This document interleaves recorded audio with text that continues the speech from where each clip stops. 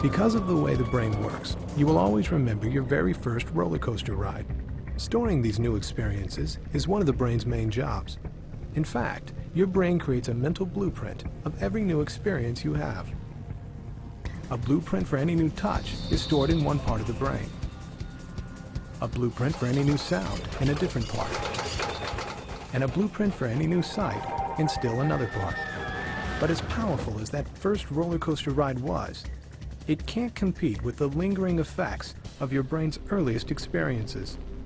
Although you have no conscious memory of this part of your childhood, it is these very first experiences that literally become the building blocks for your whole life. Unlike other organs, the brain is undeveloped at birth, and it is waiting for experiences to shape how it will develop. The amazing thing about the human brain is that the younger you are, the more sponge-like your brain is, which is the reason that children in 3 years can learn language, can learn to walk, can do all kinds of incredible things. But the very same biological sponginess that allows us to rapidly acquire language is also the same sponginess that makes young children more vulnerable to trauma than older children. We have the opportunity to do police ride-alongs to a domestic violence situation, and so this was actually the first call I ever rode along. It was dinner time, and they were having spaghetti for dinner. It was dripping down the walls, the kitchen table was overturned, and we had 3 children in the household. Looking at this whole situation at the time, we said, no evidence of physical harm, the kids are fine. We learned differently, of course. The boy in the corner was classic behavior that we see with kids who have had chronic exposure to violence. He would just completely zone out, numb out as things started to get scary.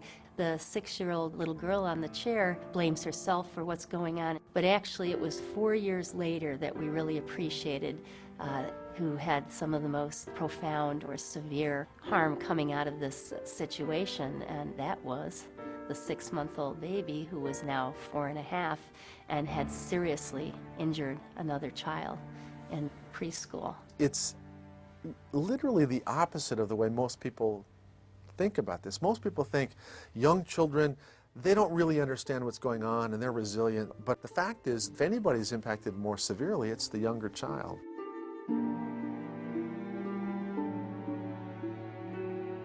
The brain is put together like building blocks in a sense. Those first blocks that go together are the more primitive area, the survival brain. The brain develops from the bottom to the top and from the inside out, so that the normal development of the top part of the brain depends upon healthy development of lower parts of the brain. The top part of the brain, where you do all of your thinking, is the part of the brain that is most changeable, easiest to modify. But unfortunately, if a child has developmental experiences of threat and exposure to domestic violence, the lower parts of the brain will be impacted and they're harder to change as they get older. He was never physically abusive, but he was verbally abusive. There was lots and lots of screaming in front of the kids, berating, putting me down, and they pretty much heard it all. Children exposed to domestic violence, children who witness their parents fighting, literally are experiencing a state of fear. And when this happens, the systems in your brain that are involved in thinking at the top part of your brain are literally shut down. It changes the brains of these children. My son has seen and heard a lot of the violent outbursts. He was experiencing night terrors, and that was probably his way of dealing with it, because in his waking state, he didn't know how to articulate at 2.5 years old.